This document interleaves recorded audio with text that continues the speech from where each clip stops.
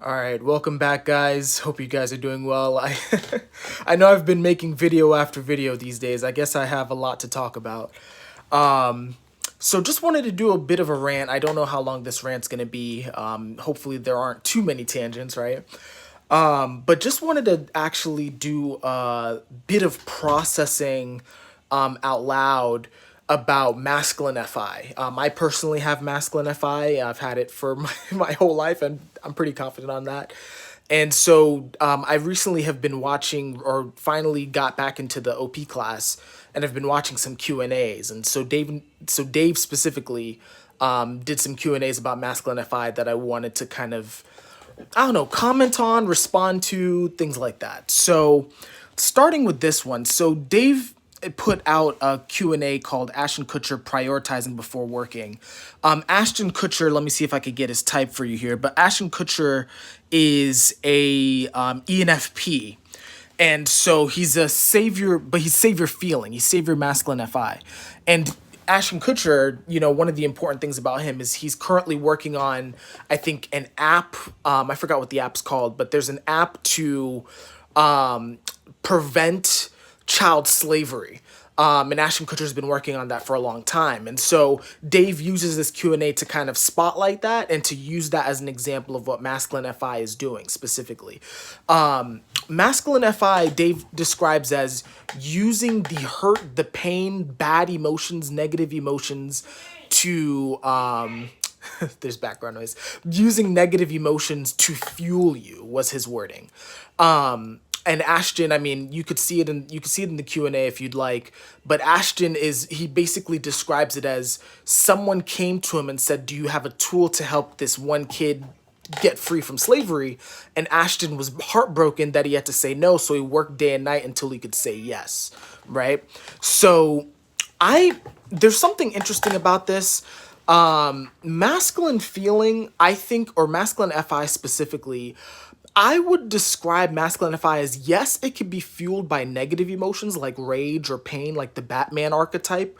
But I would say what it does is it builds its identity, it builds its purpose, it builds its drive on anything that moves it emotionally in a powerful way, right? So I'm going to use myself as an example. I mean, I've recently, so I have a blog where I post every week. And every week I've been basically building on the imagery of the Black Panther, right? And I didn't expect myself to do that, right? So you have the Black Panther here as king.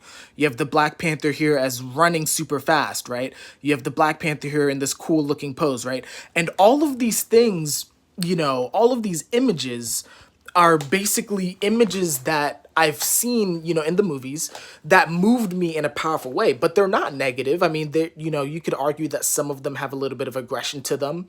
I think the Black Panther is a very aggressive superhero, right?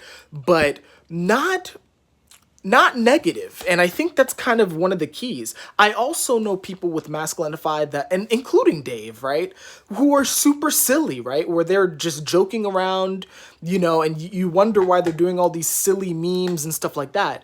It's what's happening is they're looking for things to move them in a powerful way. There can't be any half measuring on what moves them, right? And this includes myself. So I think this is kind of the first thing. Now, in terms of identity building, what happens is, and this is something that Shan has talked to me about in her interview. I'll put that in the link below. That that interview where I basically, we're processing our own drama, right?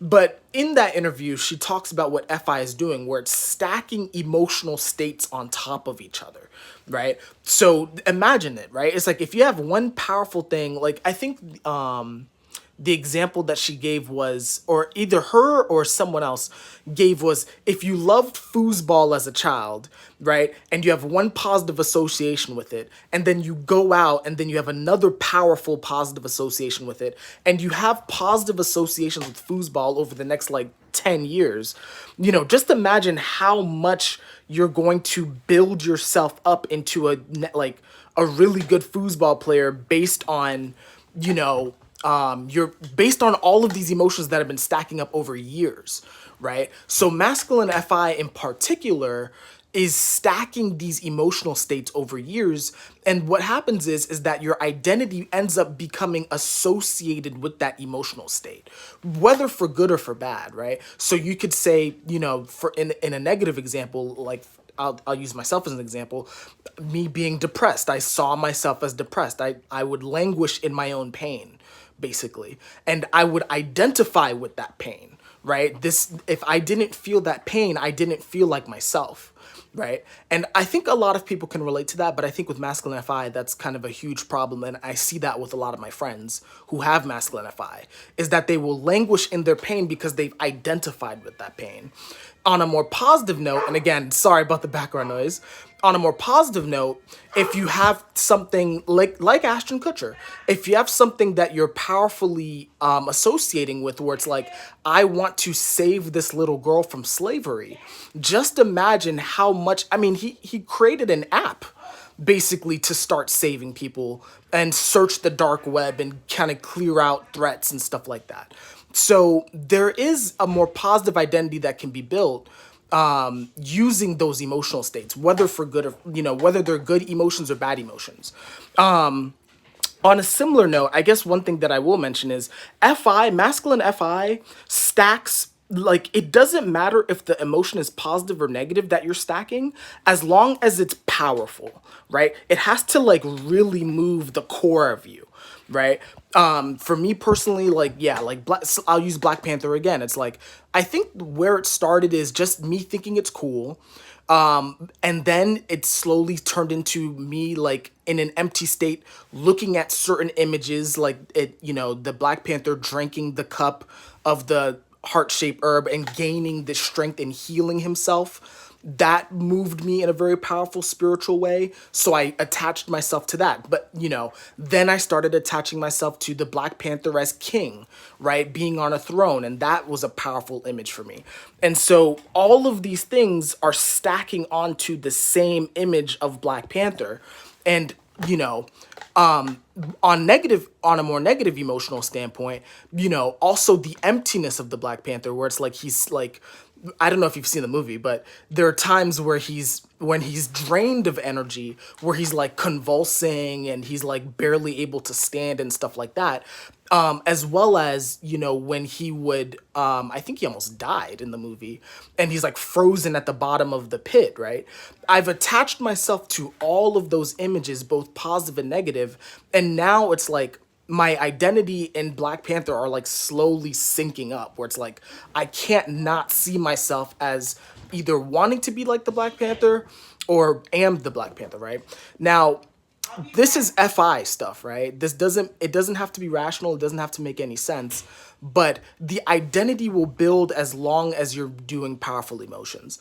I think the last note, and this is something Dave said in the Magnus Carlsen's class, or Q&A, sorry. Magnus Carlsen is the chess player. This guy, really good player.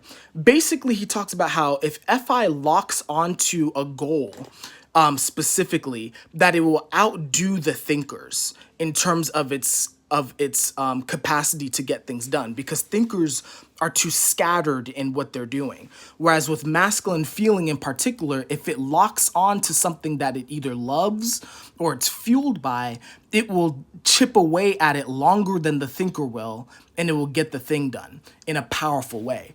And so from an identity building standpoint, you could view that as, I'm the type of person who is going to attack this problem. Like David Goggins talks about it as taking souls. Kobe Bryant uses Mamba mentality, right? There's a lot of different people with masculine FI that talk about this drive to overcome obstacles and destroy your enemy, right? Why are we using such strong language? It's because we've stacked so much emotion internally. Like, think about like it as a pressure cooker. This is my analogy. Think of like a pressure cooker of powerful emotions locked all into one place, and now you're driving it in one direction, right? You're going to become a force of nature, right?